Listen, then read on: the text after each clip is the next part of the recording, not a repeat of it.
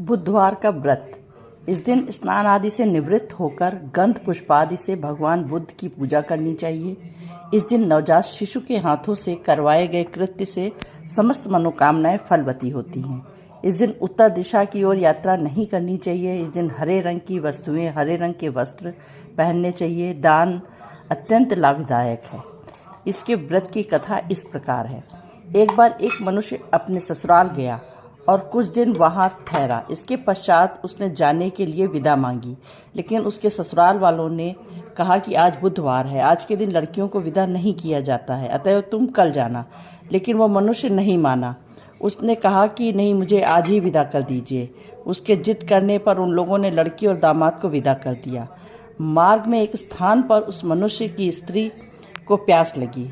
उसने बोला, मुझे प्यास लगी है, तुम कहीं से पानी ले आओ। वो मनुष्य लोटा लेकर रथ से उतरकर पानी लेने के लिए चला गया, और जब वो कुएं के पास पानी लेकर लौटा तो क्या देखता है कि उसकी स्त्री के पास उसकी शक्ल सूरत का और उस जैसे कपड़े पहने एक दूसरा मनुष्य रथ पर बैठा है। देखकर उसकी आंखों में खून उतर आया और क्रोध में भरकर उसने मनुष्य से कहा, तुम कौन हो जो कि मेरी स्त्री के पास बैठे हो? इस पर दूसरे मनुष्य ने उत्तर दिया, अबे जा, तू कौन है?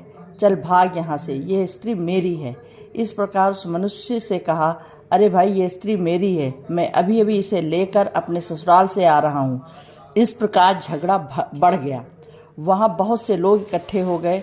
जब लोगों ने स्त्री से पूछा तो वो भी जैसे कोई उत्तर न दे सकी, क्योंकि दोनों एक जैसी शक्ल सूरत वाले दिख रहे थे। एक जैसे वस्त्र देखकर अपने असली पति को पहचान नहीं पा रही थी। इतने में ही उस स्थान पर राजा के सिपाही आ पहुंचे। उस मनुष्य को, जो कि लोटा लेकर पानी लिए खड़ा था, पकड़ने के लिए तैयार हो गए। इस पर वो मनुष्य बड़ा घबराया और भगवान से प्रार्थना करने लगा, प्रभु, ये क्या अन्याय हो रहा है? जो सच्चा है वो झूठा और जो झूठा है वो सच्चा प्रमाणित हो रहा है। इस पर आकाशवाणी हुई, ये सब कुछ बुद्ध देव की माया से हो रहा है।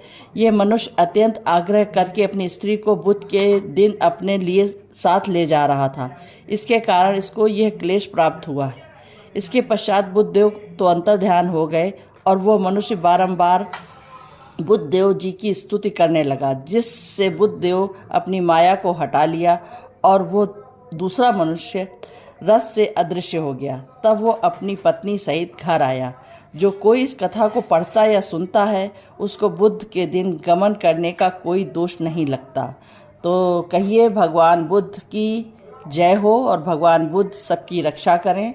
और जिसको भी बुधवार का व्रत रखना है वो इसी प्रकार से रख सकता है। जय श्री राम। राधे राधे।